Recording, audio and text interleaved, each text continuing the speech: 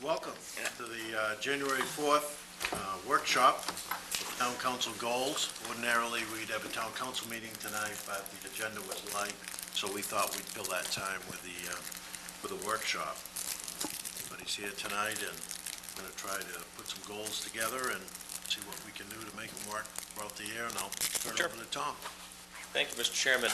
I proposed a procedure or a process to follow, but there's really no rules to this at all. My intent, and I expect yours as well, is really to make sure that everyone feels included in the process. And the suggestion I have is that we go around the room and no particular order, or we can go front to back, however you choose, and simply get all the goals up in front of us. And then there's a ranking procedure we can go through at the end, help winnow this down to a more manageable number. In the past, and I've given you the past 3 years of goals, we've narrowed in on about 10 goals, 8 to 10 goals each year. Again, there's nothing magical about that. It's really what you as a group feel as though really should be priorities and guide us as we go forward for the next year. So I hope you've all given some thought to this. It'll make the process go a little quicker and a little easier, I hope. And I'll do my best to help list these goals up here, and as we fill up pages, I'll post them around the room so they're available that we can all see. I suspect as you go, and many of you have done this before, you'll see many repeat goals, or that was mine. I would strongly recommend you offer friendly amendments to help further clarify or refine a goal, so we all have, and I can send to my staff as well, some particulars in terms of how to accomplish these goals. So if that sounds acceptable, certainly prepared to start taking notes, and I'll do my best to make sure I get the essence of your goal. I won't be able to include all the wording up here in front of you tonight, but we'll flesh them out in better detail after the fact. Is anyone willing to start? One goal each to start with, Yeah, or sure. everything? Yeah, that's fine. Whatever you want to do. I would like to minimize cuts to the school department this year, or suggested reductions to the school department this year. Okay, is that part of perhaps a larger Budget goal. Budget-related? A budget-related goal. Okay. I might suggest that would be a bullet underneath a budget-related goal. My first one, Carol, if I may, my first one was a realistic budget, which we did last year, and I thought it was one of the goals that we kind of stuck to throughout the year and tried to make that work with a number of bullets that we had under that, Carol, and that seemed to work. That's fine. I think that's what you're talking about. I am. Okay, so goal one, priority one would be. Okay, let me restructure that, okay? Okay. The consumer price index for 2012, and the COLA for Social Security this year is 3.6%. I would not like to see our budget be out of line. In fact, I'd like to see it come in less than that if possible. Okay. So, less than CPI. Yeah. And as part of that, my secondary would be not to further reduce staffing through reductions in funding for the school department. Is everyone okay if I put that up? It'd be not reduce funding and staffing for So school. that it would result in staff cuts in the school department. I know we don't set their budget, I was gonna say, we don't, yeah. but if we cut, that's really all they have left to cut. The biggest part of their budget is staffing. I guess. Same with us. I mean, that's true with us too. The biggest part of our budget is staffing. So, help me out just. I know it may be as we've said in the past, we've done it for our budget, and let's try to do it for all budgets then, that there be no staff reductions, that we. Well, Carol, last year we put in avoid layoffs. Layoffs. If possible. Right. We tried that, and we kept that as a goal throughout the year, and I think being on the finance committee, that's what we really focused on, because that was one of And our then we can goals. word it that way if you'd like. Avoid layoffs. In all departments, School and in school and municipal. If possible. Okay, so avoid If possible, is layoffs, if possible. I seem to recall in the past years, we had a budget-related goal that talked about equity between town and school. And I think that probably, I'm thinking that speaks to May relate. what you raise.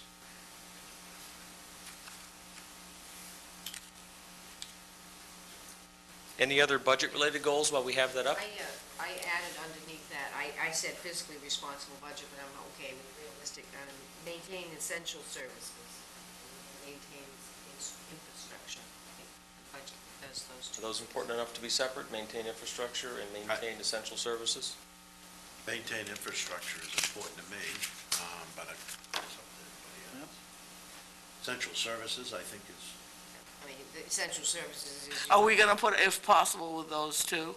I mean, we may wanna do everything, but we obviously can't do everything. So I think Everything's- probably all has to be Everything if is possible. if possible. So talk about a goal. I mean, Right. what we strive for doesn't mean Right. we'll necessarily reach them all. So maintain infrastructure? and I think realistically, with this governor that we have, then, this is probably gonna be the most difficult year that we've had to deal with as a budget since I've been around, Carol's been around, Judy's been around. It's gonna be incredible, and it's gonna happen quickly. So my point is, I think the budget is, in my opinion, is gonna rise to the top as the most important thing that we deal with. I have to say, though, we have said that for the past 3 years. It's gonna, but Sharon? let me just say that it could be, we could be saying it again next year, although I won't be here to say it. Remember the Sean Babine doom and gloom stories? Yeah, so, I'm just Say it, but I saying, think he was pretty. you Yeah, may he's be been right. repeating that again. I'm just saying this year, if I you said- read the same newspaper as I do, And I said essential services because that covers the school department too, because that's why they base their budget on the essential services, essential programs, you know. So, I mean, I think the whole, we have to do that same thing on a municipal level as well, essential services, police, fire, rescue, road maintenance, those are essential services. And there may be ways within those essential services to limit the cost, but that's something we'll have to look at in the budget. There may be some things that we can do without, Well- won't affect the essential, the real Right. main essential services. So I'm wondering, I don't know if you want to get this detailed, but let's say just to give an example, we were to say, a certain something is an essential service, but how we provide that service could maybe be done a different way that might save some money. That's what I'm saying is, So that's how I'm looking at it, that and I'll jump in with an example. Ronnie and I spoke about this when he called me about appointments. Dispatch, for an example. We've been doing it one way, we've talked about regionalizing it, and, I mean, there's all kinds of, that is an example. I talked about last year, going more with a cafeteria style for our employee benefits, that perhaps we didn't fund it all, but we offered a cafeteria approach so that people could, with a certain amount of money, and people could buy the benefits they chose within whatever the framework we give them, and could use pre-tax dollars to buy the rest themselves. There are many ways of looking at things to get the same result, but maybe in a cheaper way. Although not everything can be done that way, but it's worth certainly a look at. So, I think you've got some really good ideas there, and I don't want to lose sight of those. I was thinking with your first example, explore alternative service delivery. Design, or whatever you want to call it. yeah, that's right, because I service think those are delivery. things that, as departments develop their budgets, if we, use these as guiding Principles, yeah. principles, that's how they can, be focused on their budget. There's gonna have to be some cuts. You know that old saying, there's more than one way to skin a cat, in other words. You might have to, there may be another way of doing the same thing. So I just don't want to lose sight. We've talked about dispatch, talked about employee benefits.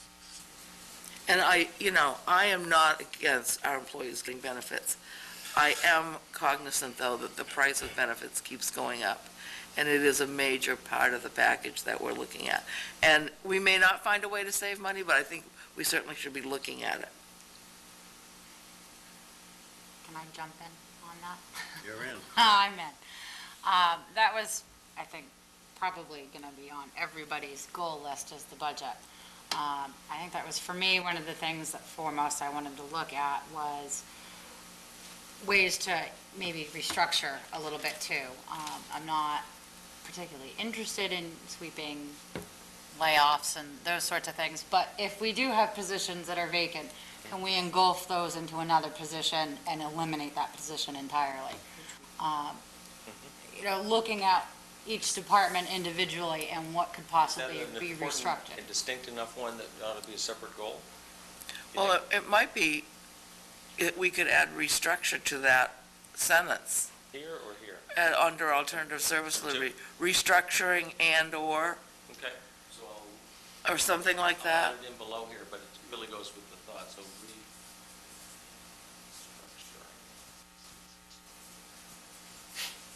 We did that in the last two budgets. Some positions we didn't fill, and that's how we reduced, some of the budget. Consolidate positions. Just looking for a little bit of clarity, are you, from Carol's, the CPI, the realistic budget, when you had mentioned that you're comfortable with an increase to the budget? No, I'm of not, I'm 3.6? saying it should not be any higher than that. I think if the worst came to be, and I'm not comfortable even with 3.6, but this is the reality, this is what the CPI is for this year. And if we get major cuts to the education funding and to general revenue sharing and all of those things, that means it's a bigger portion that we have to fund. And I certainly don't want to see us going beyond the consumer price index. I think we're going to have to go. We went over what our goal was last year. We did go over that. And I would like to not go over this year. In fact, I think we should go the other side for this year. So that means all of the things we've got here, avoid layoffs if possible, maintain infrastructure, maintain essential services, unless we can find alternative or restructured ways of doing it, those aren't going to be possible.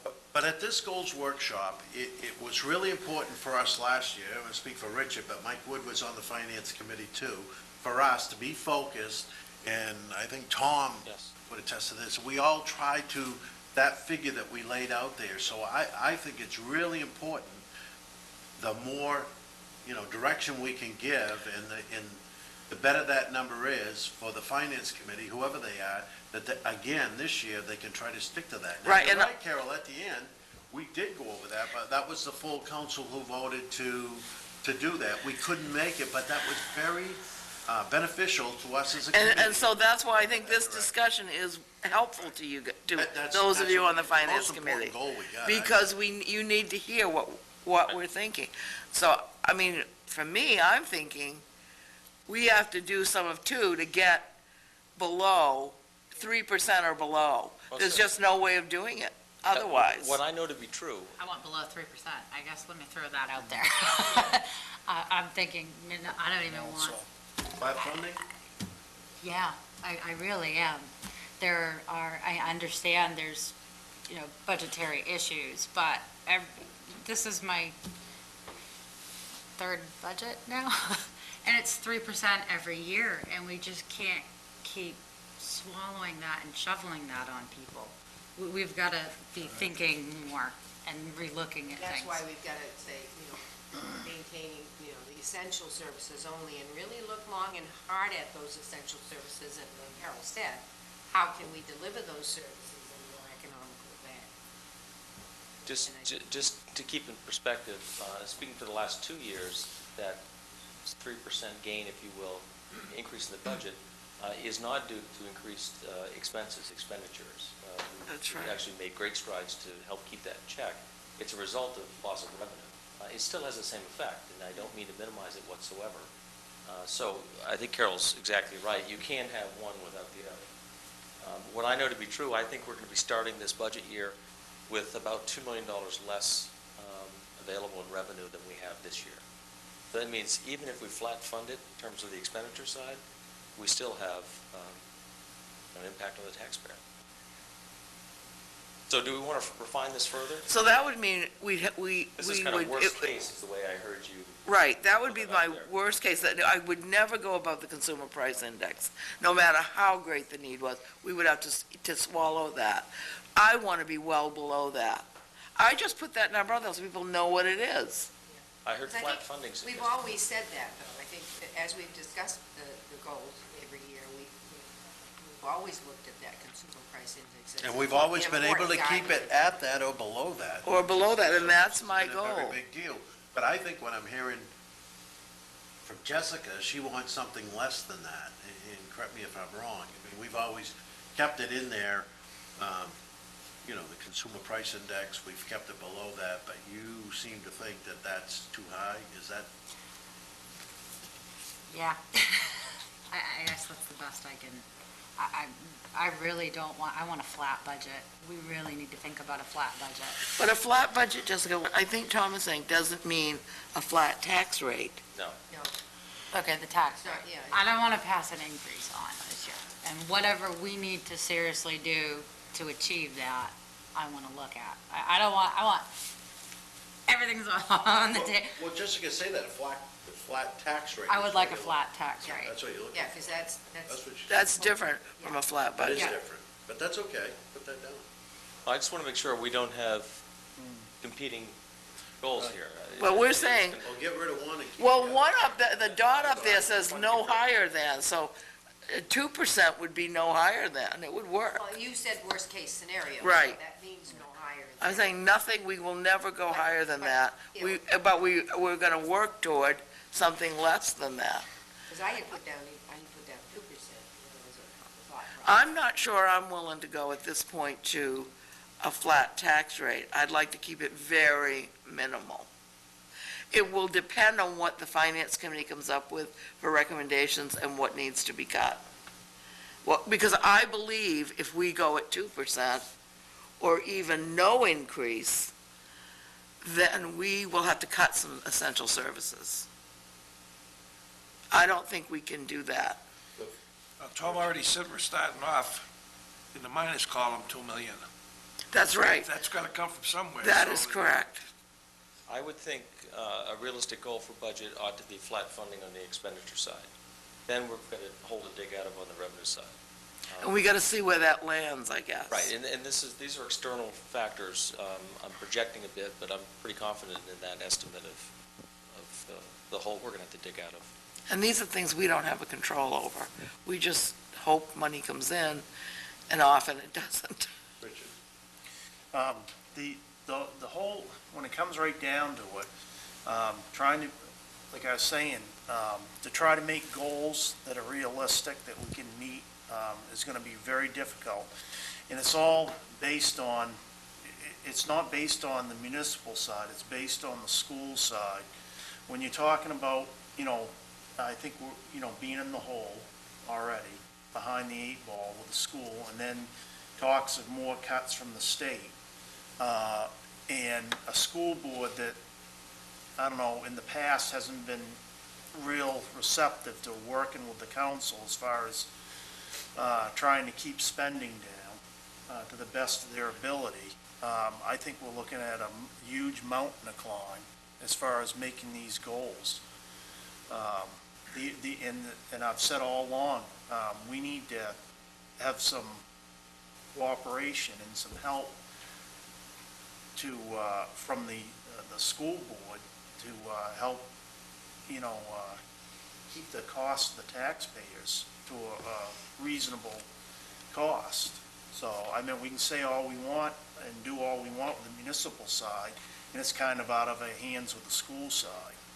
So, to try to, I think Carol's 3.6 is probably gonna be reality, even though I agree with Jessica, I'd like to see it lower, but talking about trying to make some realistic goals, and I don't know how we're gonna do it.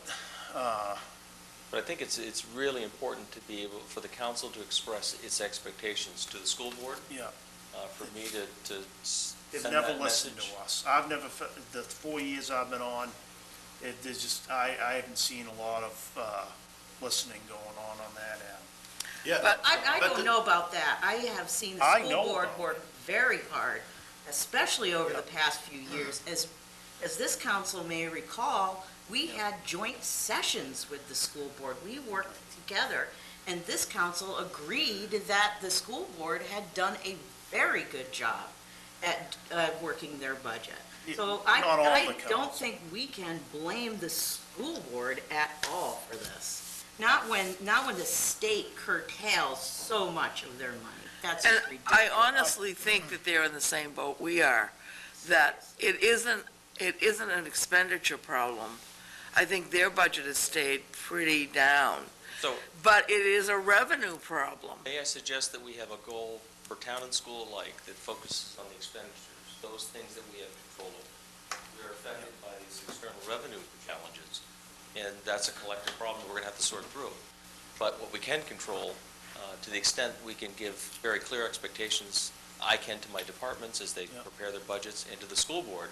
Whether they listen and come Right. through with a budget is another matter altogether. But I think it's important to be able to articulate very clearly what your expectation is. And I agree, I think the more specific we can be, and I'm the school, Ronnie appointed me school liaison, I'll be happy to go to a school board meeting and present this to them, so that it's very clear what we're talking about.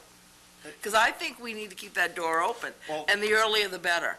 To finish up with what I'm saying is when we spent year after year with the municipal employees, that work for us with little to no increases, and the school department, teachers keep getting their increases every year. And I know that's got to do with the union, but the school board also works with that union to come to these goals. And when the amount of employees that the school has, negotiations between the unions and the school board are very important, and that's the biggest piece of the pie. So that's where I'm coming from on that. Could I offer but- a suggestion? I don't mean to. Well, just let me finish that by saying, I think all politics aside, and Yeah. we've worked very hard, we've had joint meetings, Yeah. they've been fine, but, and Carol's gonna, Yeah. she's gonna relay the message to them, and so I think it's very important, again, up here, that we focus, we narrow it down, and we make a very concise statement that we give to the school department. So- And then the one other thing I had is, to do with that, is on the consolidate positions in departments. I've been mentioning for years that we've got departments within municipal side and the school side that I think that we could work together as far as consolidating Sharing positions. between the school and the municipal to get the same job done at a or lower cost for both the school and the. And we are doing that We now, have done Richard. it. We I have know, done that, but- we are doing that with the Right. purchasing agent, I Right. think, Tom, as I remember. And we've done it on energy. Judy's committee with energy has worked with the school department on their energy. We also have done it on, I'm gonna lose it now. Or technology, IT. The technology, the IT, that was it. Yeah. So there are things we have done, there's no doubt we can do more, Well, I absolutely. think one of the things is that purchasing agent, as you mentioned it, we did not fill that position when, That's right. And I don't think it's filled yet, I is think- it? it's not right now, but I think we need to look at perhaps filling that position, although it's an expenditure. But certainly, we have to have inter-municipal and regional buying enhanced, because that's a saving. So Right. it may be an expenditure on one side, but it could, in fact, be a But- greater saving. The for an example, and there's more examples of this, just quickly, is that we had what I call mechanical services which the school had, people that were working on the furnaces and the air conditioning and so on and so forth. But then again, and we were hiring out to have the fire stations done. I mean, that's one area where we could have consolidated, and I don't believe that department exists anymore, but we could have consolidated there and had, some of that cost shared for the fire station. There's certainly other opportunities. So that's just one example.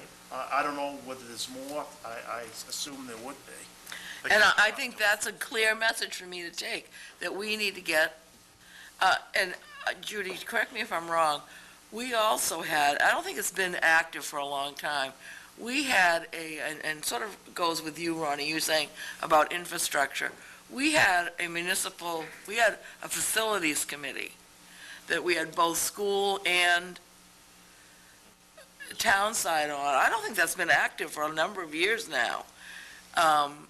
To work on ways, and that, to me, that comes under facilities. If there are ways we could work together for whatever it is, janitorial, anything that, and I'm not picking any one thing, I'm just saying, are there ways we could work together more?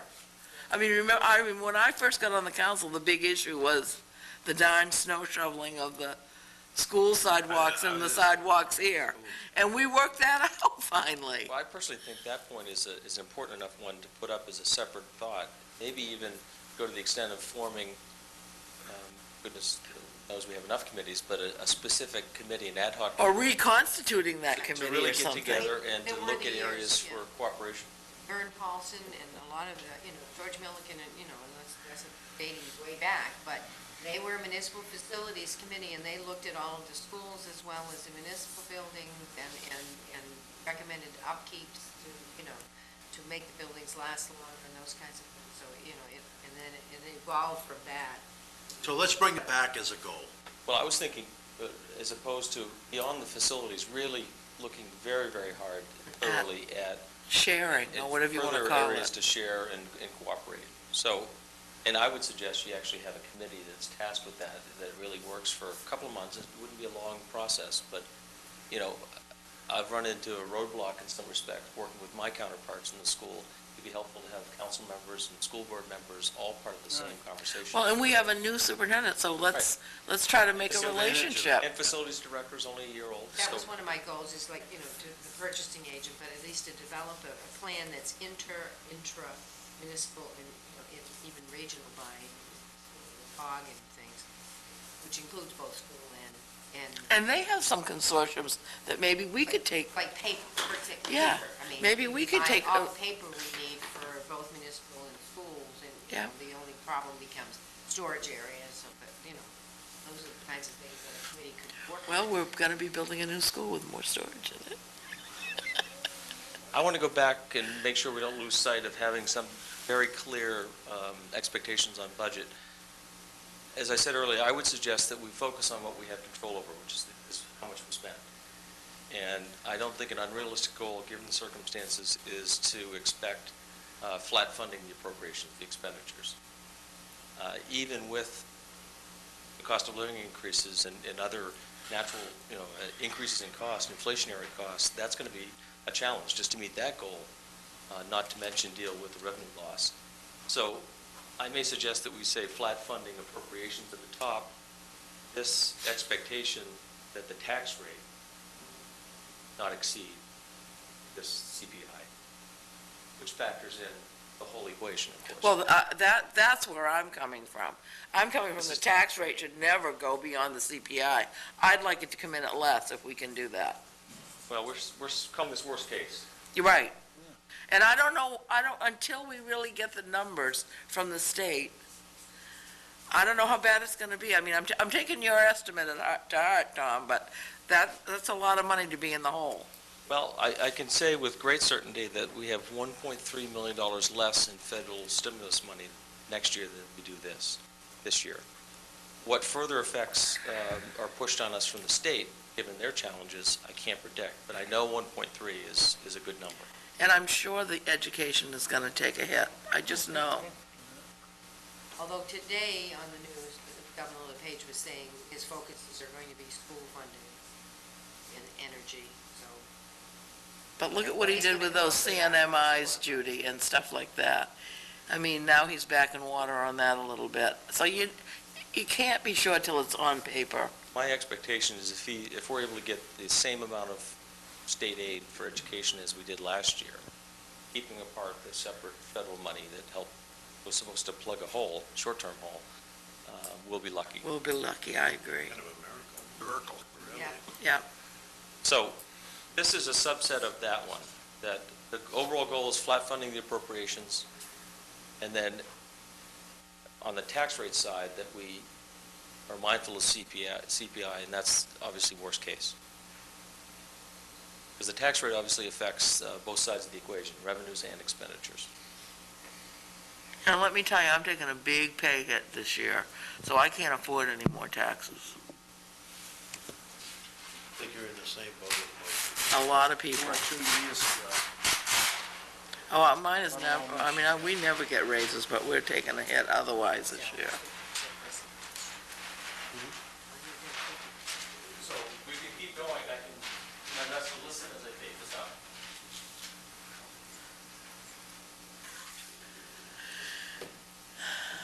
Go ahead, you got another. Hey, I got some. You Go go. ahead. Everybody Go. jump up and Jump down. one in. Thought we were supposed to bring 5. We are, but we're just doing one at a time. All right, well, I have a couple, and they're in no particular priority of order. One of my goals was actually to examine our committees and examine which ones, and as a great example of that, cable television, which is completely vacant, and I don't think we have a single person. So what is the appropriateness of some of our committees? Perhaps maybe some of this work can get rolled into other committees. The other thing I would like to look at is each individual committee, I would like to start examining their mission statements and duties to ensure that they still reflect clear council and town goals and objectives. A lot of these committees have very outdated, mission statements and purposes.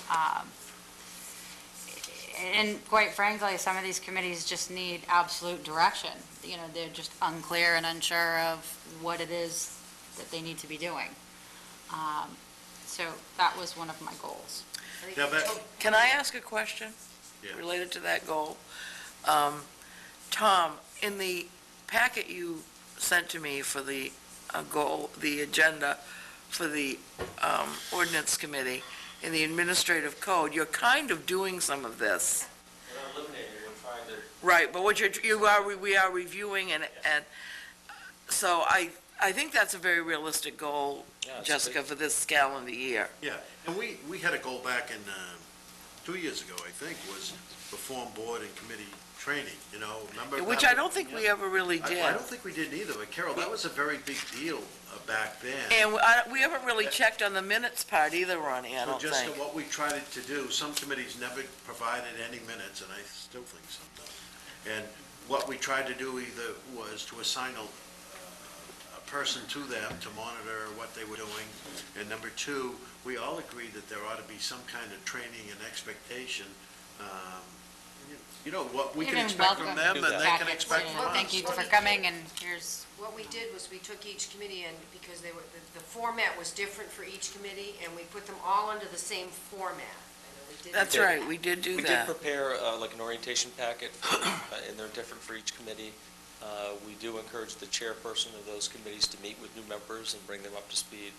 And I think we do have all committees producing minutes now. So Oh, we do? we've made great strides in that respect. But I have no doubt that we have And I maybe a half dozen committees that really do nothing anymore. And part of this evaluation, I hope, may actually do away with some of the committees that no longer serve a purpose.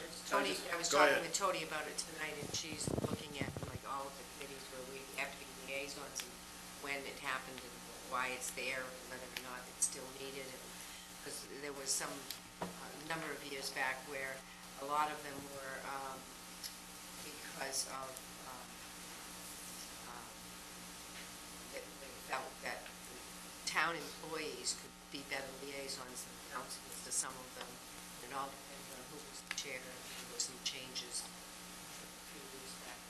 So Richard? it's in process, I think, but I think that's a great goal. Make sure we get it all straightened out. Yeah, to go along with that, it was 4 years ago, when Ron Owens was here, that was one of the council goals, like you said, to have reports from every committee. What it was supposed to be done is the councilors in their packets are supposed to get minutes from the, all the different committee meetings, you know, whether they're short, just to know what the committees were thinking, what was going on, because they're all, you know, I don't want to say empowered, but empowered by the council. In other words, their arms are of the council, and every counselor here should know exactly what is being discussed in these committees. And to this date, we still, some of these committees, we have no idea what their thoughts are, what they're talking about. I mean, as a whole, the liaison might know, that goes to them, but on a whole, we don't know, you know, like, If what that's something you important wish, things that are going on. we what can they're make that discussing. a protocol. And we'll I've provide you wanted minutes. that, and I still want that as a, you know, that was one of my goals. We also want to post those on the web. I was gonna say, perhaps it's not necessary to photocopy every minutes, but if they were available to us on, you know, the council webpage or something, Because I think technology-wise, we've been trying to move to. away from paper. I mean, we're talking about 28 committees here, So that's a lot of paper every 29 month. if you want to include. But if you put it on the web, or you put it on. Yeah, I think that would make Yeah, sense. access, it certainly makes sense. And then as each individual counselor or the public wants to see what's happening in that committee, they're free to do that. Well, as a counselor, I'm going to request a report that I want to see, Report or minutes? well, minutes. Okay. We can do that. They exist. We don't, as a matter of procedure, Not all send them out. 28 committees are meeting every month, so. No, that's true. Some don't I meet expect- at all. I'm going to request myself personally for a report from them. That's the way I'm going to leave it at, I guess. But I think that's a good idea, Richard, but I think, for you, if you need paper, that's fine, but I think doing it as much as we can on the website would be to save us Helpful. printing costs. Yeah, oh, no, I'm not disagreeing with the website at all. Okay, was there another one? We were on a roll there. Yeah, I'm sorry. I got a list. Are we all done? We're moving on? Okay. Current and future public land use. I wanted to identify and clearly mark with signage, and I mean the physical signage, and as well as, you know, utilizing our website, town and state properties. And I've said this, I think, before too, in a goal. But I'm also looking for, with this, I'd like to see a report of the percent of land that is non-taxed property. And what in that percentage, like, what's our dynamic right now? So what do we have that's conservation? What do we have that's open space? What percentage is public access or limited Nonprofit? access? Nonprofit? You know, what percentage, what's the balance as far as what we have for non-tax? I mean, there's Scarborough Marsh, there's Rachel Carson, there's these little bits and pockets that are, and this is, I think, an important piece, one, because if it's public to me, it should be very well known and everybody could use it. But the other thing is, it's an intricate part of the dynamic of the town. We have percentages that we look at, like we try to maintain a certain amount of business in town and help encourage that because it's, you know, was it 30% or something that we try to maintain? Well, the rest of that tax income needs to come from, you know, the other side of that is the property taxes. So where are we at with the percentage of how much is non-tax property? What are the public lands or state lands, you know, in these open spaces? I was just gonna say, I think that list might be helpful, Tom, if we looked at what's in the town of Scarborough's portfolio, what is other, like state land or Rachel Carson, which is national. I know Rachel Carson can't have access to it. They don't allow you to utilize it for recreational purposes. It's strictly for wildlife. And then whatever other nonprofits or the land trust I think it would be helpful to me to see what pockets all that's in, different And that also portfolios, so to speak. encompasses the ball fields and the playgrounds, and, all that, again, are pocketed around town. We get something like that now, that map that you have of all those lands is a terrific map, which I think you're in the process of just updating that a little bit. It's kind of a continual process. Yeah, and he's gonna get a copy to all of us, so I think that'll be helpful to the public lands part of it, that he's been working on, and that's gonna be helpful, but I don't think it goes as far as you want it to go, so. I'm sorry, I heard first identify the public spaces by Yes. signage. And then the other part seemed to be more concerned with kind of the tax A part of report things. of what the percentage of Okay. land space in town. Is that two separate goals or one goal? Well, can I just add, would it be better if you said an audit of An the audit. of the town property? I'd love to That's see that, perfect. that was one of my goals, Town is to see conservation, an national, audit. state, public. In other words, an inventory or audit of all the town property. What does the town actually State, own? federal, Let me just jot that down. I want to know what this town owns, because I've been surprised a couple of times. I'm like, you kidding, really? So, and I think a lot of those lands, other than, the, like school property, fire department, stuff like that, I think we've empowered the Conservation Commission to audit and keep a record of all the lands that Scarborough owns, I believe. Well, I think that was one of the Tom's charges. got that, he's got a nice Oh, The so other- you didn't tell me? Okay, all right. The other thing too, where that would tie into being important, is because it would help also to identify areas where public land is either scarce or overabundant. Scarborough's a very bad, you have Dunstan, you have Oak Hill, you have Pine Point, you have Higgins. And some areas have lots of conservation property and no recreation area, and then vice versa. There's places where there's plenty of ball fields and maybe not enough conservation. The map So, that Ron mentions will give you a quick little snapshot of where that exists. It certainly captures the large public land holdings. I just want to say something about your point on signage. That's a cost, and something like that, I would think, would go to the Finance Committee, because I think it's going to be more expensive than you might think. But we got to keep that in mind if we're going to go through a tough budget year.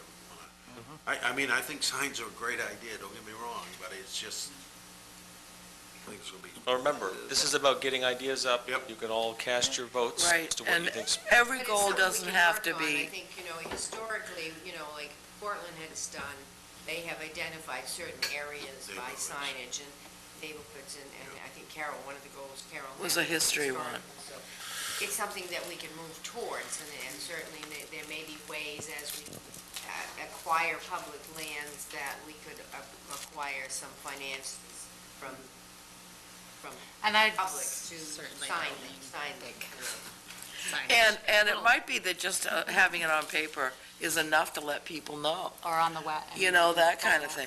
But, I don't have no trouble with writing it down as a goal. We may not be able to do it in a year, it might take 10 years to do it, but it still can be a goal. Well, certainly starting with the inventory will be helpful to, Yeah. let's know what we have first. And then some of the properties may not be appropriate for signage.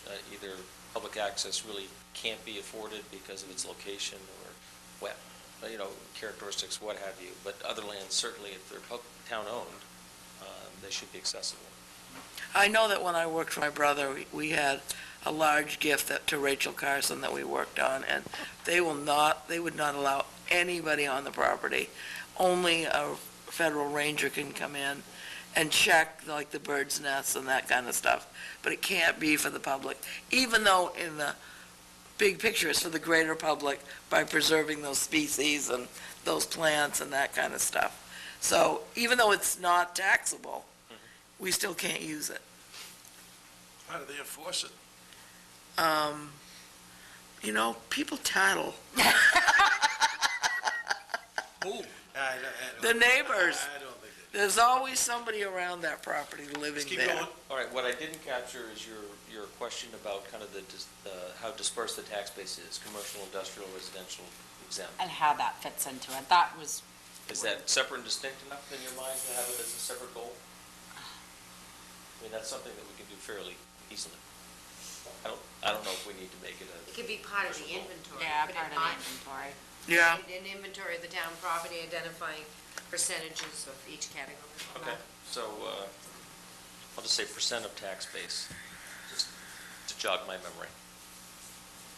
At the end of this, I'll do my best to obviously stay true to your thoughts,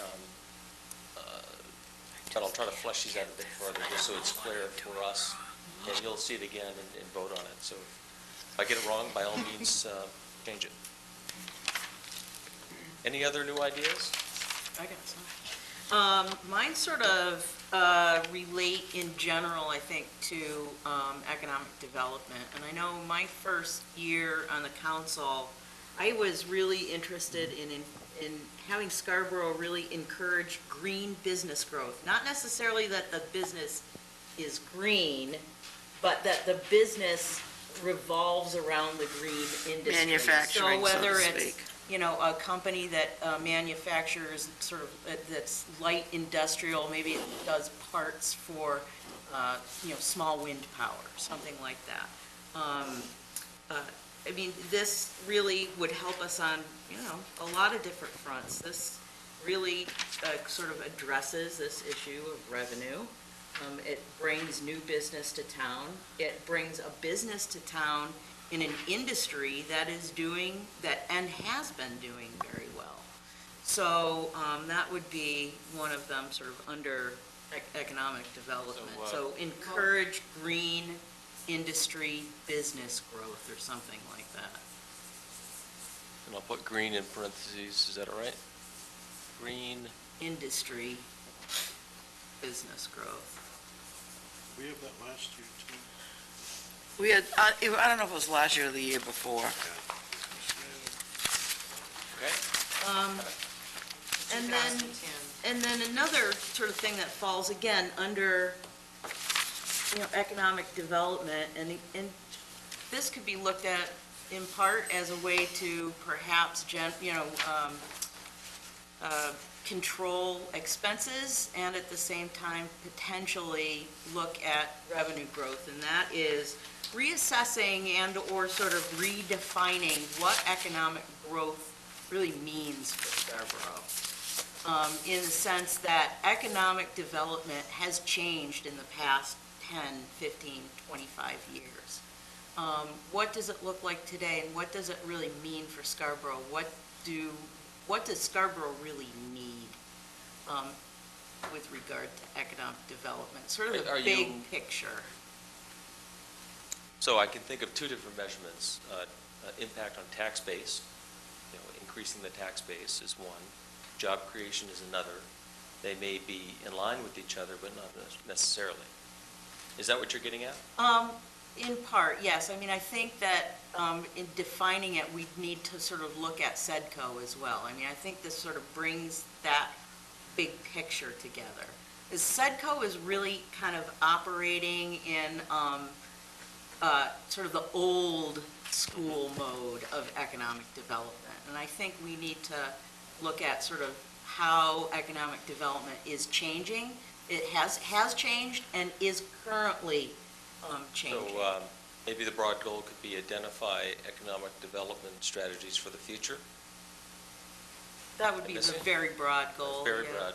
Help me bring it down. I mean, this is yours, not mine. Sure. I don't know. I kept thinking of this as reassessing sort of that broad Reassessing our economic approach goal. to economic development? That might work. Okay.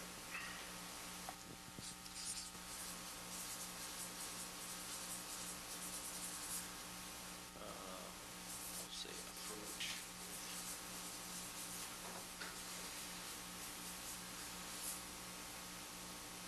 And then lastly, again, this is economic development, so again, hopefully some I see a revenue theme. generation, man. I see a theme. I'm totally not into cuts, I'm into, generation of cash. And this is because, again, as I have been working with the small businesses in the community, especially through Buy Local and when we really formed that, and since then, one of the really big things, reoccurring themes that I have been hearing from small businesses in Scarborough is we need to support the tourist industry here more. We have some really amazing resources, natural resources in Scarborough, and we just don't necessarily sort of take those into account. I mean, for example, we've got Scarborough Marsh. I'm a birder. I have hosted people from Europe who have come to Scarborough Marsh specifically to see shark-tailed sparrows. Things like that, I mean, really supporting our tourist industry in Scarborough. And even tourist industry such as beaches, more traditional. Yes, absolutely. Everything. I mean, Support or promote tourism? yeah, I don't think we have. We That's really kind have of been never the- done it. That's kind of the thing I've been on In the Scarborough. last couple of years, tourism in this town, and they talk about Maine beaches, and there's a group out there, and it's called the Maine Beaches, but it stops at the Scarborough Orchard line, and it's like, why does that happen? We have beaches here that we need to be proud of, and we need to promote, we don't promote our marshes, our beaches. We need to do a much better job. Yeah, and You need to Seco or find whatever. them so you know where they are. I have to say, I'm not a birder, but I have read about how much birders, they are insatiable. In the tourism industry, birding is probably the fastest growing thing out there right now. People from all over want to know. The tourism shows that I do, we take birding books, and people just, they're gone. They want to know how to get there. And so, that's a good idea, Karen. I hadn't thought of it, but maybe having Sedco more toward that. Well, I mean, I don't know. I mean, I think that this is something that really needs some, serious discussions, and it really, I think, ultimately can affect that revenue side where we keep saying that's what this budget is about. It's about decreases in revenue, and so we need to, I don't know, have a bake sale. You know what I mean here? It's about really brainstorming some new ways to generate revenue in Scarborough, and I just don't think that we've really played to sort of alternative and developing ways of economic development, and I also like to refer to it as economic sustainability. Does that have a different goal? I mean, that's kind of woven through perhaps all three of those, but maybe different enough that it's worthy of a separate bullet. And that would be, identify new revenue streams or new revenue sources? Sure. All right.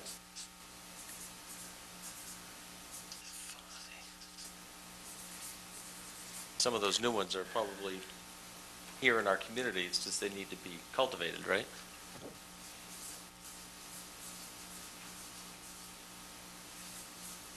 Well, that's very true. We have the Audubon already here, for example. I mean, I just think that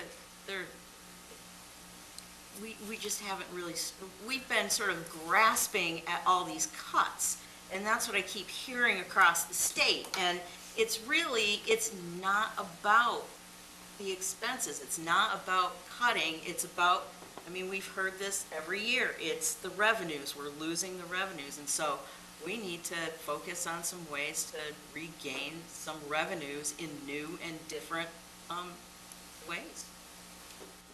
Casinos. Don't get started. Sorry. I've been tried elsewhere, it doesn't go. That's not sustainable. Part of this is something that's sustainable.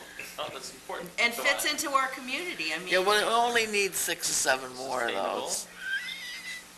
And I think there are things that go on in our community that are a potential revenue source that isn't being captured. One example that I've seen recently over the Christmas holiday was taxi service. We don't have any taxi companies in Scarborough. We do have an ordinance because there was one established about 5 or Yeah, 6 years it was- ago, but it- he yeah. didn't make it. But I observed taxis waiting, queuing for customers at Walmart. Yet they don't pay a tax, they don't pay for a license in Scarborough. So we need to look for revenue sources out there that are there, but we're not capturing too. There were 3 or 4 queued, waiting, not waiting to be called in Southport when they come out. I mean, I think that there's stuff out there we just need to really, Any other new ideas to get up there? Yeah, I got a couple. First and foremost, we've got to figure out a way, and I don't quite know how to do it, in raising the sustainability of bringing businesses to Scarborough. Being in business in town, as well as in the towns that surround here, you hear it all the time. Scarborough is a tough place to do business, between signage, what you're allowed to do, what you're not allowed to do. I'll give you a prime example. Up in the Gorham side of town, there is Hogland's Meat Market. And he's come to me a couple of times. And he has a very good question. He said, why is it I cannot have hanging on my building an open sign? I can only have an American flag. But if you go half a mile down 22, down 114, there's a guy that's selling lobsters with a great big thing the size of a sail from a sailboat open. He doesn't get bothered. Hogland's has had, and it's going to remain nameless, more than one person stop at his building and literally had the flag removed because it was not American. It wasn't an American flag, excuse me. And just been told, I told you, don't put the flags out. You're not allowed to have flags. The signage, it's a problem. And I think that's one of the things that goes on with some of the businesses that come here. I recall the business with Cabela's in there and the color of the roof of Famous Dave's. And all because of that nonsense, the Country Kitchen, or whatever the restaurant is, Cracker. Cracker Barrel, yeah. went right over the line, South Portland. There's a lot to each of those stories, but Well, I don't want to dwell I in. understand that there is, but I also know that from being a business person in town, it's real difficult So, to do business. and I've heard a lot of what you're saying too, so may I suggest the goal would be perhaps change the business climate or reputation? Review ordinances. I think Richard tried. I think the first thing to do is review our ordinances and. Some of our ordinances. Well, that's, if you, let me get to that, that's part of, Okay. All right, go ahead. because what I was gonna say, the businesses are out there, businesses can make money. There's 3 college kids that took on the drive-in Saco, paid out fine this summer. I don't know if any of you are aware of it. One family's owned that since I was this high. They leased it out to 3 college kids who went in there and leased it for the summer. They present a little different business, the way that they presented it, their advertising and whatnot. They had a real, you go by there, the line, they did fine. Why is it the guy before? Why is it the owner wasn't doing it? Well, because there was something missing. It was too much old school, not enough new school. And we've got to bring things up, and that's what I'm saying with the rules with businesses, to get the business in here. A percentage of property in the Haggis Parkway, to me, is ridiculous that we don't have takers in there. And there's got to be a reason for it. Because location certainly isn't the reason. That's one of the best locations from my perspective on a business. You're right by the highway and you're right by the interstate. Which brings me to the third thing is I spent a good part of today on a computer going through the ordinances that we have hundreds of. A lot of them, I think, have to be given a second look, whether they're even necessary. And number two, for the ones that are necessary, they need to be gone through and brought up to par. There's a lot of things that they don't mesh. You know, my phone rings with Higgins Beach. How come we pay $5 for parking and the rest of them pay 10? And it just goes on and on and on. I like to go through the schedule of fees, see if it's up to date, where it starts, where it ends. But my big picture to me is a review and an update of the ordinances of the town. So I made it a little more specific to business-related ordinances. That's fine. I'm pleased to broaden that to all ordinances if you like. I'd like to see all of them because there's some in that don't make a lot of sense. Political signs, scheduling of fees. My favorite is the Dutch Elm. I assure you, each and every one of those was a burning issue at the time it was considered an Yeah, adoption. that's right. And many of you have fought those battles time. Yeah, and I just, Jim, let me just say that a lot of the ordinances you've talked about have been reviewed many, many times. And other councils have voted, maybe not the way you would like to see them vote, but they have been reviewed. I think it's great to review them. I certainly would support that as a goal. However, to go over every ordinance in one calendar year, we're not going to be able to do that. No way. So I think starting with the business-related ones is a really good start. And then if we have time, because there are other ordinances that are going to come up that we have to deal with, that are just related to whatever's going on in the world. So I think if we start with the business ones, that would be great. And then if we have more time through the calendar year, we can add more to that. When I was on the ordinance with Carol year before last, we started out with that thought in mind of reviewing ordinances, but then we got bogged down with other ordinances that we needed to work on that were more, imminent to take care of. And so, but it definitely, yeah, and your favorite one, my favorite one is hawkers and peddlers. Is what? Hawkers and peddlers license, and I don't think anybody's had a hawkers and peddlers license forever, but there are hawkers and peddlers that go door to door and knock on your door.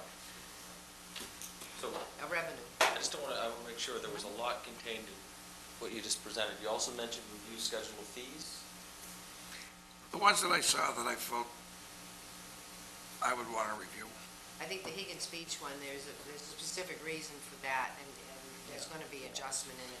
But he did say, Tom, review fees. Right. Yeah, And licenses and fees. Okay. Fire lanes, political signs, schedule of fees, surfing ordinance, which could be part of helping us solve the problem. It's got to be something in there. Unfortunately, my PDF file I couldn't get open, Okay. so I couldn't. Well, I know you serve on the ordinance committee, so you'll have a good venue to bring up all of Yeah, your, and sure, but anybody, just to reiterate, any council can ask us to review any ordinance, and citizens can too. So we get plenty of those. the other piece, Colonel, that I heard from your comments had to do with the Higas Parkway and the zoning. That's an area that I know is, the Long Range Planning Committee is starting to talk about that, and it may make its way to the council, but may be very helpful for the council to indicate to them that, yeah, we really do want you to spend some time looking at that to help jumpstart some activity. It's on the agenda for Friday, one of the first time. Is that worthy of putting up, Higas Parkway zoning? Well, that kind of is part of business, though. I'd Well, say those are ordinances, yeah, you're right. It Although is- zoning is an ordinance. But that area in particular is, back to some of the economic development comments earlier, really our best opportunity. It's ready-made. If there's any ordinances that Town we is- could back out still make it feasible and human. So maybe it's a subset under here. In particular, let's make sure we look at what's affecting Titus Parkway. Because the town has a lot That's fine. invested, and it's, in my opinion, our best economic development opportunity. So we really ought to make sure that there's not something amiss there. Is Jim aware of the long-range planning committee, Jim? Am I You know about that? And that they really have been doing the zoning overview for us, and it really hasn't come before the ordinance committee. It's come before the council as a whole, once they have kind of made a proposal to us It's on the agenda for Friday's meeting. for the long-range planning committee. Yes. Question? Just a quick question. It seems like some of these are falling into a lot of the same thing, though. Like you have, there's a theme that's following through with 2 or 3 of these, from reassessing approach to economic development in SEDCO, economic green industry, problems with Highgate. I mean, I think this is kind of a total like, there's something maybe not working in the total package. And that might be a little easier to kind of, maybe if we had a round table discussion about, are we looking to be more lax on certain things? What can SEDCO's role in that? Obviously, he's our main go-to company there to, for our economic development, and maybe perhaps some of our approaches, I mean, a lot of our growth has been in these health fields and these medical buildings, and maybe we need to look at, well, what are we not doing that's not encouraging maybe some other kind of development? It's still business development, but maybe an alternative business.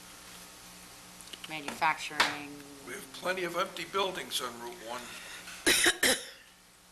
So Was that what was that? Was that a goal you're suggesting? Was that just? Or Some of maybe these are consolidating reoccurring, some, I think is kind of what you're saying. consolidating it up. I mean, the overarching theme that I personally want to work on is making strides to change the reputation and potentially the business climate. It feeds back into many of these, but Scarborough has Make it a pro-business climate with a a creation of reputation in the jobs. development world. And I think that combined chamber and SEDCO project, really, I mean, if we go back and look at that, Expose they that. really exposed it and addressed very specific ways in which to deal with those things. So I might suggest that that's, though it ties back into several already mentioned, but this whole business climate and reputation is a big barrier that we need to deal with. It may mean that we have to look back and change some of our ordinances. It may mean we need to look at our zoning and change it. It may mean that we need to introduce myself and Dan Bacon to folks that have never met us before, and they're thinking back to administration prior. But let's also, keep in mind that we may not have to reinvent the wheel here. I Right. mean, this is what SEDCO and the chamber worked for over a year on. Right, some of the answers, I think, can be found in that document. Absolutely, yeah. So, where does that leave us? Well, it leaves us with a new goal, Okay? and I want to talk about public transit systems, that we continue to talk about, I mean, it's been our goals in the past, but Yeah. we've had some pretty good stuff happen the past year, and I'd like to keep going. I mean, when things get tough out there, for a lot of people, they become very dependent on public transportation, and I would hope that we can make that a priority and keep pushing that. That's my opinion. And I'm not sure where this, We're that middle We are person the- between the that's South right. Portland and Saco Saco. because of the economics, there are more people out there needing public transit and on a regular scheduled basis with kiosks and those, Bus, right? yeah, yeah. But I'm not just thinking that. I don't know whether this fits, Tom, if it fits there or not, but we also had the Oak Hill study this year. And I would like us to look at, some of those things can be implemented with little or no money. Maybe some paint, crosswalk painting, things like that. I'd like to have a goal that we at least plan or try to actually implement a couple of those recommendations. In the Oak Hill pedestrian. In the Oak Hill pedestrian study. Well, is that a different goal? I'm just saying, would it, because it is related, because in there, but Ronnie, in there is the stuff about bus shelters, bus stops. That whole plan had a lot of stuff like that in there. So it may be a subset of that one, if we're trying to consolidate. So, yeah, Public begin to transit can develop mean Oak Hill walking, plan, too. I think You know, is getting from one spot to the the other. goal in and of You know, itself. the sidewalks along the Route 1 corridor are uneven. I mean, it falls under public transport, but Well, I don't want the bus thing to get hidden with. No, I think it's, Sidewalks or something, you know? No. I wanna talk- no, I wasn't even thinking of sidewalks at this case. For an I'll just give an example. I had someone call me the other day about the crosswalk, the crossing between the Old Eastern from left, from one side to the other, and how many people, it's dangerous, and Very. just even painting a brighter crosswalk there, and that's in that recommendation. That's not a lot of bucks. Well, I don't want to, the point of this isn't to talk anyone out of an idea, it's to get ideas. Right, I'm just saying it, It's different enough. okay. I'd like to Completely go split with up. that. I mean, I support that, The paint? implementing some of the Oak Hill, Even if it's only two, or, whatever we can try to do. and I meant, I meant, if there's not gonna be a bus running, there's no sense to build, Gotcha. bus shelters. And, the other question with the, public transit is, if they're talking about shutting it down, that means that the ridership must be real, we No, plan they on need our dollar subsidizing that? input, I think, Yeah, is no, the no, it's sandwich. money. It's money, they need, us to join them. When we workshopped with them about 3 years ago now, I think the cost was like 60,000 was the lowest cost. Yeah, were you on? I heard 110. It was Yeah. under. There were 3 levels that they offered Well, we us. started at 60, and then, then it went up, but, and again, the budget constraint, but I think the need is greater. I mean, we had those folks Absolutely. at the council meeting recently, and, there is an increasing need for people to have that. I just said coordinate with existing providers, there's bus Yeah. services on Right. either side of us. I can't imagine we're going to create our own transit system, it's plugging into the ones that exist. I'm just saying, what's the ridership here? What I heard at that meeting was 2 people from Scarborough and 6 from Saco. I mean, mean, we're more and gonna- more people are gonna depend on public transportation.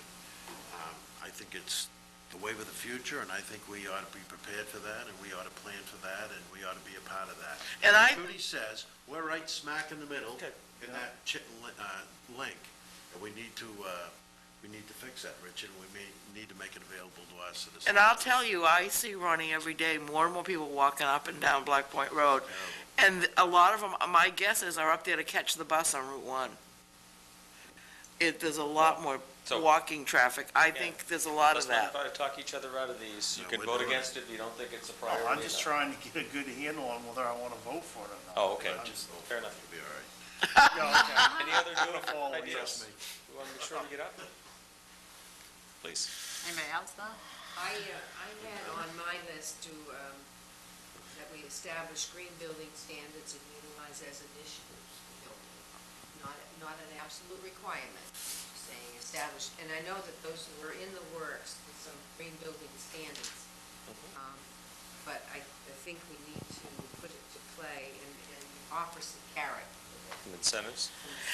Actually, correct me if I'm wrong, Tom, Dan is working on that as far as the whole pervious pavement Right. issue. Well, Yes. he had developed an initial draft of performance standards for green building, and that was a couple years ago, and then it just never, they never completed it, but I think, if to go along with the green building theme, we need to try to encourage businesses to build as green as possible, and give them some of those business incentives that make them want to do that.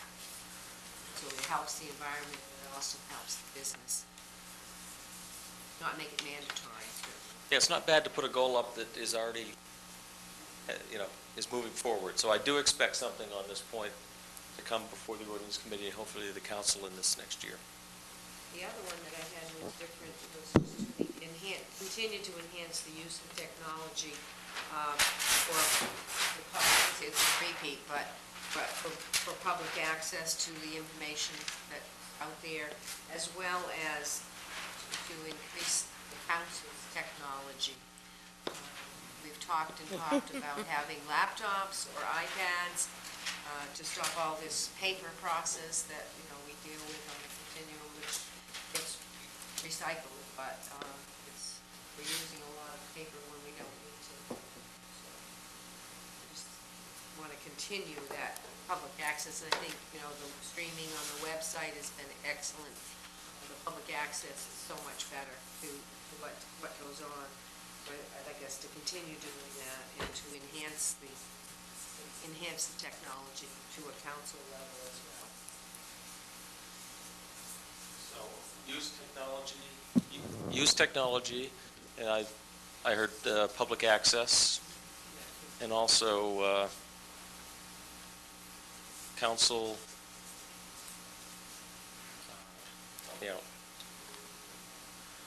Council use of technology.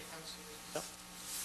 I agree, it's a dollar here and a dollar there, but whatever way we can save money. We started that, and then it just fell apart.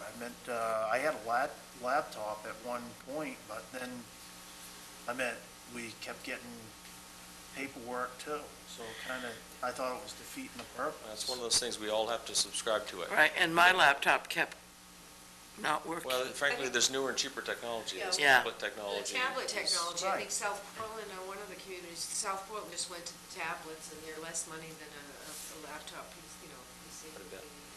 Yeah, I always said that there's so much paperwork that we get, I can't imagine, If the cost. if we want to print it, that's our choice. Right, yeah. And so, you can print it, but. So are we talking paperless? Yeah, Under that'd be this? great. Okay. Cody would, Yeah, love to hear she's that. been chomping at the bit to get the paperless. I think, I thought it's an we had expense, started. but it's a saving at the same time. We never got them for everybody though, Richard. Well, we They only gave a couple out, and then they gave a couple more. We've all We gotta- never we've got all gotta 7. do it, Yeah. Well, that's the thing, They've got them if you want them. Mr., Yeah, but when we first started it, we didn't he have them. said that he told me that they would be available for all the counties. Yes, they are. And, They are. Yeah, they If you ask, and no one asks. But I Let's think keep moving. okay, so use technology, public access, and for council. I'd like this, the other thing is probably, it may not be an overall goal, but to establish some policies regarding sidewalks and their maintenance. Because we have in our codes Mm-hmm. that sidewalks need to be put in development, but we don't have anything for the, Particularly winter maintenance, I suspect. particularly winter maintenance. I mean, in the summer, people mostly walk in the streets, but in the wintertime, sidewalks are really needed, and if we're gonna require them of builders and developers, then we've also gotta. Require them to maintain them in the We've winter? got to find some way to, yes, to get them maintained, especially in the winter, and we could do that. Because that's when they're needed for safety more than in the summer. I thought in a development, once a street is accepted, then the whole responsibility is for That's it. sidewalk, streets and Done. Yeah, everything. it is. Done. I mean, I can't believe they're gonna Be sign on huge forever to expense. take care of the sidewalks. No, but that may mean that the town's setting up and providing that service at an expense, And obviously. again, it's an expense, but it's also a liability if you have people injured, public property. Well, and you can also prioritize routes, along Route 1 to schools, those sorts of things. Never get that done. Everybody will be going, hey, he gets his done. Give some business. Yeah, you get yours, Richard. Business to snow. I'd love to, but I can't because I'm on the council.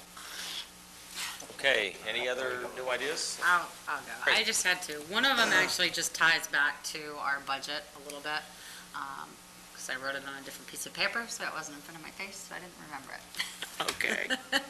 I just, in along with this budget process, which to me is number one and foremost in all goals, I'd like to just make sure we're prioritizing our bonding this year. That, where we're trying to be very careful in our spending, that we also try to be very careful in our bonding. And making sure that these are necessary projects that are coming forward, things that need repairs, that sort of thing, and really distinguishing between the stuff that's nice to have and the things that are broken and need to be fixed. In amongst that bonding that we do, I'd also like to take some time, which this would be a finance thing, I think more than anything, but maybe reevaluate some of the replacement programs that we have and really take a hard look about, do we really want to replace one item with that, or do we want to see if there's an alternative to it? If it's a $50,000 Suburban, maybe we can get away with a $30,000, smaller SUV that's more fuel efficient. I just really taking a good long look at all of our bonding. Right, I mean, because you raise a good point, and I raised that a couple of years ago. I look at the fire department this year is gonna be asking for over $1 million in new, capital expenditures, so, I think that is really important, I agree. Yeah, so the question is really, the CIP budget, when we put that all together, the finance committee always debates those projects and what's better. We have those people come in.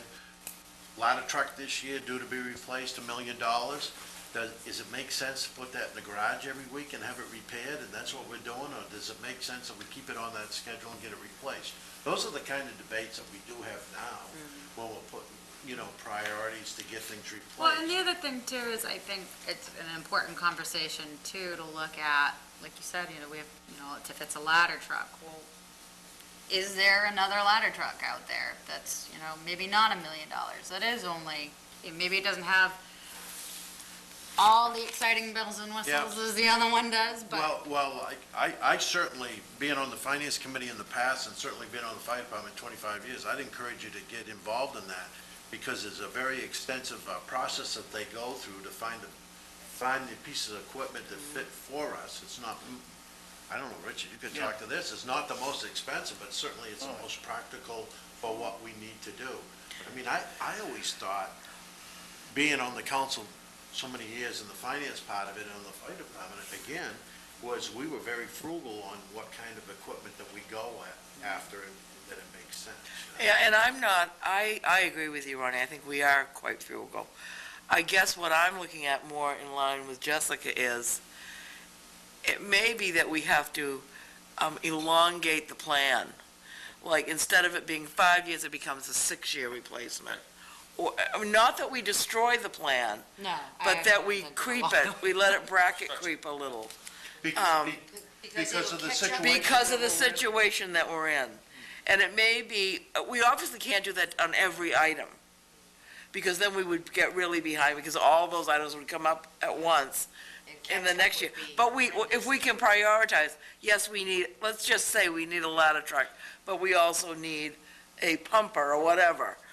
Is there one we can put off one more year and only get one of those items? And I think we're asking every department to do that, and capital expenditures. Right, You and can take that, go ahead. I think for me too, because one of the things that I heard in the past was, well, we don't really have to worry about capital expenditures on this year's budget because they'll be on next year's budget. But, and then we get to next year's budget and then we're like, oh my God, we've got all this, that we have to expend money on. And so for me, I think to try to find a way to be able to look at next year's forecasted, I don't know, it just. Maybe the better way, and this is something that is in process, is to establish a debt management policy, which sets benchmarks and expectations, what our tolerance level is, so there's an expectation that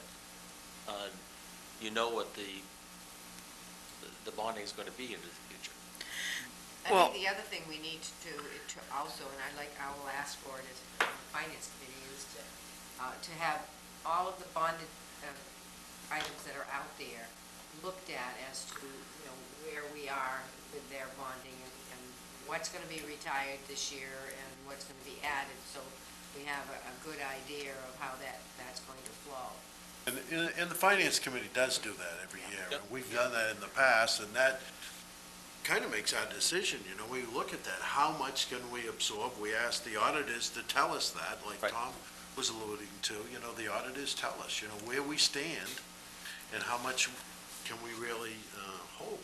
Well, I might suggest the step management policy. It's a very specific thing, but I think it addresses a number of the different concerns I've heard expressed. Is that okay? Sure. I mean, that's something that's in process. That's something we've been doing in the past year, starting to work on that at the Finance Committee, so we need to continue And on with that. Monday at the Finance Committee, we will be talking about I don't know if we'll be talking about the debt management Monday, but not then, the next meeting. Yeah. Our goal is just to keep it on every agenda until we get one adopted. Yeah. So, I just wanted to say that, I recognize how important capital expenditures are, though, that to let that disintegrate is not a leadership role for us to take, that we have to be cognizant of keeping things up so that we're not dig ourselves so deep a hole.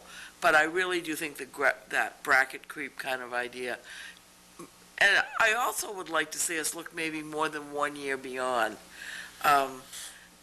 And I know a lot of the replacement things are, I know when I was on the school board, we did a lot of plans of replacement schedules, so that we'd kind of have an idea, but every so often we had to put it off.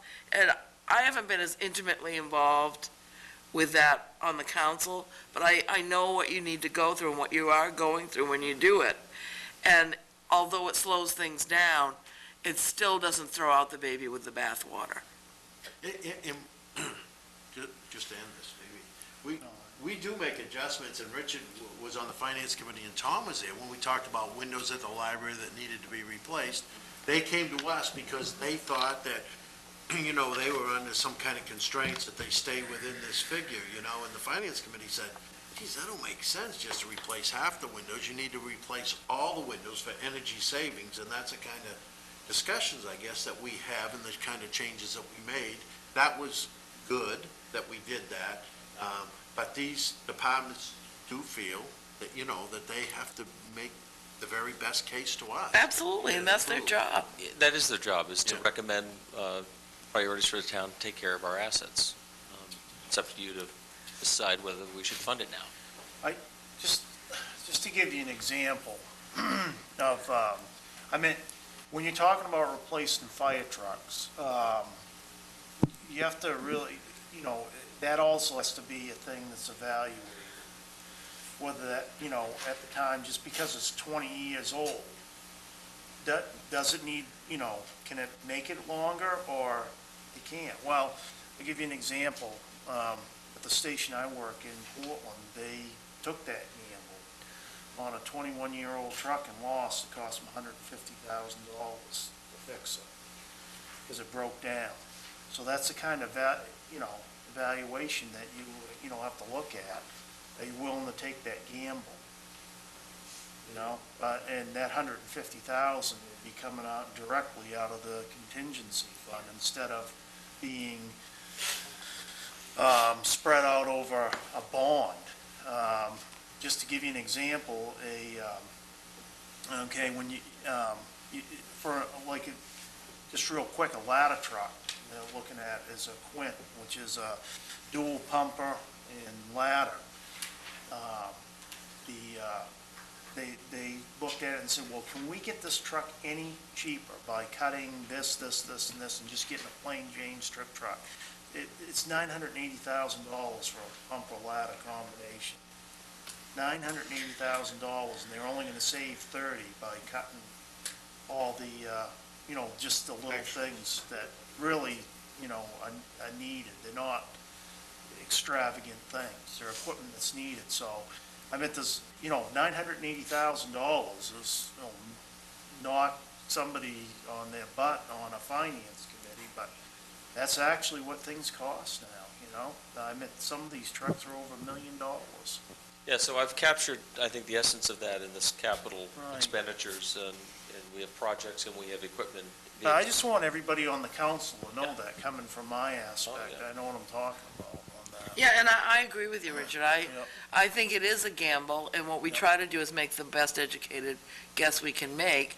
And the same thing is, my more experience with budgeting was, I spent a lot of time on the budget committee on the school board, and Yeah. same thing happened with buses. Right. There was a year we had to actually rent buses because we hadn't replaced them, and we didn't have enough buses to work. Yeah, the old saying, penny wise. So, pound foolish. you know, right here, that's a real point you're making. That does happen. Yeah.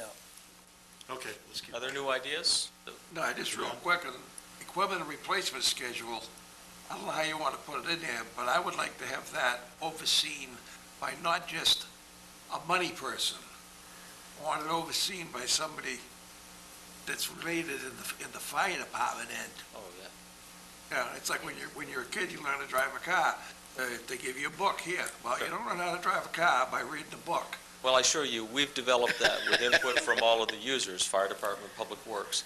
And if you're interested, we'll show you, it's a very detailed schedule, and we've pushed them, the life expectancy of all of our vehicles, including fire department, to really the end of the industry standards. And part of that is because we take good care of it. So, There's been times. A lot of that in the input's past, already been done. The That's fire right. departments pushed it, and engine parts were all over Route 1, so.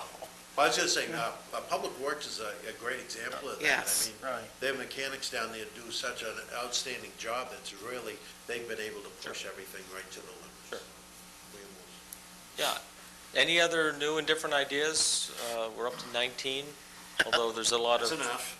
things that are related. I think I've got, mine have all gotten out with other Okay. people. Yeah, mine too. Yeah, I have one more. We have something new? real. I do. Well, we have space, we can fill up. Yes, we're gonna fill up that last little piece of paper. Waste not, want, right? And it's just a very lax side burner issue, but it's still something that I'd like to bring up because I've heard it enough around town that it's a shame that we are losing so much of our older historic kind of buildings, and that really leaves us that sense of history and whatnot. And I think we did have this as a goal at one point before too, but We did. you know, some kind of a historical program, maybe try to, you know, identify things that are really truly just landmarks and what role the town could have to help try to preserve those landmarks. The brick building, the old, brick building there on Route 1 down by the Saco lines, a beautiful old Yeah. brick Mrs. home, Larry's, yeah. Yeah, my Larry's. We did that last year, historic information on project planning initiatives, That was Carol. And of course, I cry every time I look at Mrs. Heal's house. historic. The widow's walk. Well, we What can I do hear that. is Help. historic preservation. Yeah, We And started that discussion in the ordinance committee we did, last but we year. didn't really get anywhere with No. it. It was unfortunate. It's I great think hangout for that- the vultures. I think And that, for people breaking in all the I time, don't know, too. maybe, I'm not quite sure how to move forward with that, because we had an initial discussion Well, about it. maybe I need to Just didn't know brainstorm how with to Tom move as far as the ordinance forward. committee goes Yeah. and come up with a trajectory. We had looked at it We have, on but ordinance they don't have any. several they- years ago. They haven't really, they said they're interested, but that's about as far as it went. We had pulled in Portland's historic preservation ordinance. Quite some time ago, About yeah. 7 or 8 years ago, and I was on ordinance then. And we did some work on it, but then it was kind of like the end of the year, and things kind of kept dropped, and so didn't proceed further, but there was some work done. I think it'd be helpful to identify and then inventory the historic buildings or properties, and to the extent that a development comes forward and that a property is involved, and at least we have a flag that's raised to say, hey, is there something we can do to preserve this or enhance it, or what have you, at the very least. Yep, I agree. Sounds good. Okay, we have a nice round number of 20, and 4 sheets filled up. How many marks do we have each? 2. No, I'm kidding. You know, I suggested 10, Well- it could be 5, whatever. Five, We all have five would equal be number, plenty. whether it's- but some of these goals can probably be consolidated, Tom. Are we gonna go through that process too? Sure, if you want. Because I'm thinking like the economic development ones might be able to be consolidated. Well, you do that after you put all your marks down, right? Yeah. I think we did last time, yeah. Yeah, we all get 5, and then we go from there. As long as he knows what the majority, the ones in the majority, and then he can type it up. I am freezing. Let me get this out of your way. And again, this will all come back to the council, and you'll vote on it as a council. So I'll do my best to further refine these, consolidate them, and if, to the extent you can do some of that with me tonight, that would be great. But these are your goals, not mine.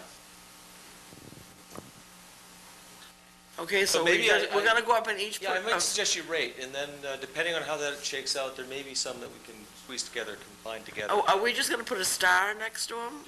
Last year, we just put a mark. A hash mark. A hash mark. Okay, So how many hash marks do and we? 5? 5. Use 5, use them well. You can use all of them on one if you think it's that important. Or you could spread them around, and then we'll total them up, and I hope that should reduce this to probably half the number. Yeah, again, we can use more than one hash mark on a goal. Yes, you have 5 to use, however you choose.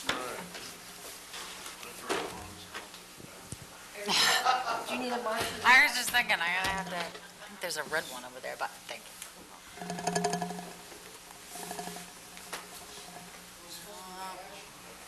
Carol's always gotta be different. I'm doing smiley. Just call me an outrider. I should have had. We're outlaw. What's that? I'll check this out. So you have a marker? Yes, sir. Very scientific.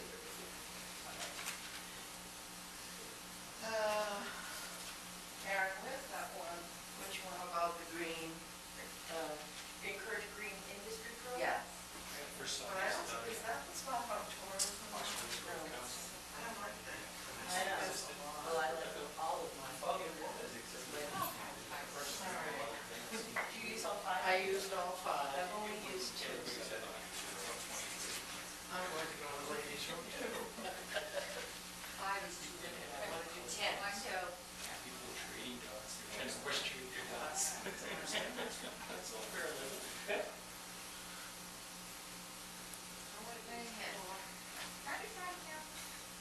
You can, just so long as everyone has an equal number. Yeah, what the heck. That really encompasses my others, so.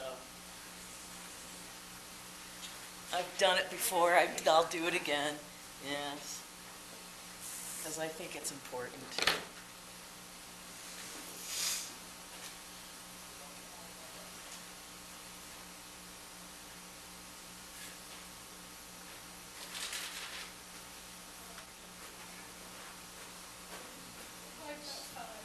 Well, there's a lull in the action. And it's not that we don't trust you, but we do have different color markers, so we make sure that you don't cast too many. I did 6, so I can bust down. Yeah, we'll erase one there, will you?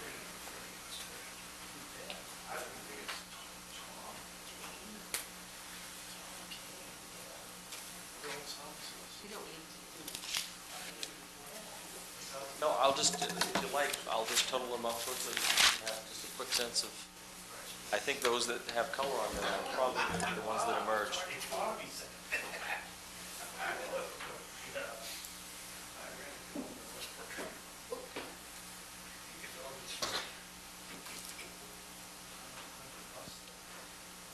Okay, if someone can help me as I look at this to make sure I get them all.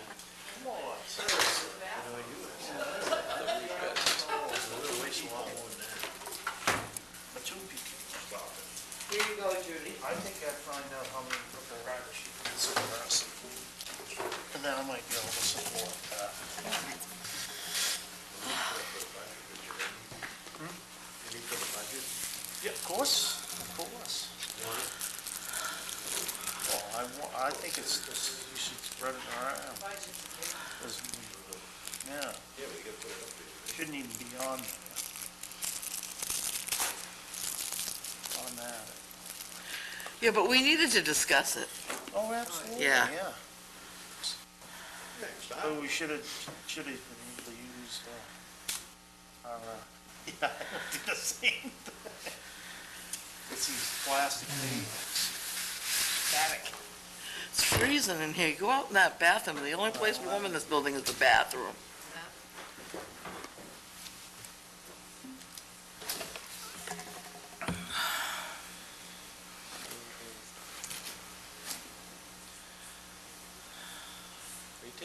still some of the stuff will get done anyhow.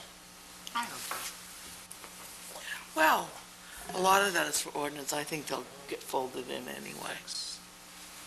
I probably wasted some votes on stuff I could have just brought up in ordinance anyway. But I love that historic thing. So I It just couldn't occurred help to me but why vote we for had it. Yeah, I 10 talked rather to than Mark 5. Dyer and them down the Historical Society, and they don't want the money. I know, Not yet. but it isn't, So should we- there's grants and stuff we can go Of for. course, I knew we That's what we need to do is get interested people to do it. Yeah, I think the Well- landowner can't wait to run a bulldozer through it, Mike. Oh, I know. Again, Okay, there's how we nothing doing? magical You got about that this. right. But it just occurred to me why Okay, we've done 'cause I'm 10 from rather than Connecticut. just We 5 have no goals. connection. But you know, Mrs. Larry's grandson Because does it's want too to do spread something out. with that There's property. Well, no real and- clear winners. And your He's talked strategy about it on and tended off for to years. do what you expected, skewed the results Oh, yeah, on that one. But nonetheless, I'm talking about the widows. Oh, me too. I know. clearly, we have a couple of front runners. The budget-related goal has 6 total votes for it. Reassessing the approach to economic development has 6. The next highest is 4, I believe. Yep. And that would be alternative service delivery, restructuring, that would be looking at departments, positions, and really encouraging town-school cooperation. And there's a number of them in the 3 category, reviewing committees, Public transit. Review licensing. review business-related ordinances, and public transit. And then in 2s, we have implement Oak Hill pedestrian study, Yeah, historic preservation, and inventory of town property. And then the 1s are the tourism, use of I'm the technology, only one who voted for tourism? I wanted to. debt management policy. I want barbecue pits and picnic tables. At least they got a vote, at least they got a vote. Yeah. So, what would you like to do? Clearly, we Well, have, cross out the ones that didn't get anything, Tom. Let's see Or what that could those get are. folded into something else. Yeah, which Like, one, we highlight can the go ones into that didn't 2. get anything. that doesn't mean these aren't important. Right, This is that's helpful right. for staff. Well, actually, 6 relates to 5. Because I know at least someone on council is interested in one of these things, so it's helpful for us to even. Okay, well, 5 and 6 came from me, roll them together.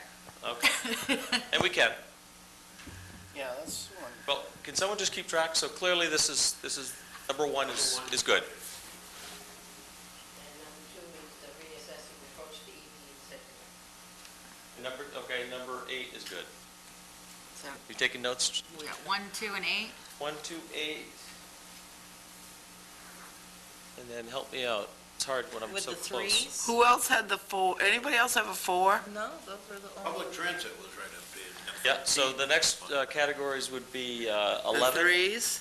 13, 4.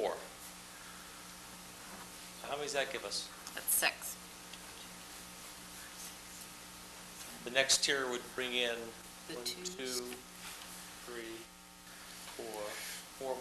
That would give Yeah, us 10 right there. There you go. There you go. Okay, and as was mentioned, I think there's some further consolidation that can be done. Yeah, I think some of the ones that are for ordinance, we can bring up anyway.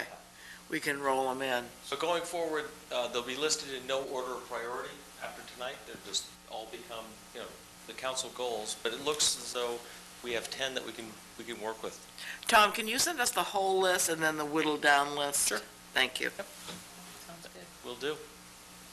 So it's my intent, I'll work on these in the next couple of days, and I will have those 10 goals on your agenda for your consideration at your next meeting on the 18th, so we can get started. Okay? Awesome. Just quick reminders, I know Finance Committee is meeting Monday Monday morning, morning. 7:30 a.m. Yep. And Ordinance Committee is Tuesday afternoon. Is that right? Yep. Tuesday afternoon at 4:30. Darrell, Perfect. 4:30 or 4? 4:30. Okay. 4:30 to 6. Yep. We try to have an hour and a half meeting. Other than that, I think, unless anybody's got anything else? And I will say to the ordinance committee, we have a pretty ambitious agenda. I don't think we'll get to everything on the 10th. I'll be surprised if we do, but we'll try to get as far as we can. All right, haven't said that. See you at the next meeting. Thanks. Thank you all.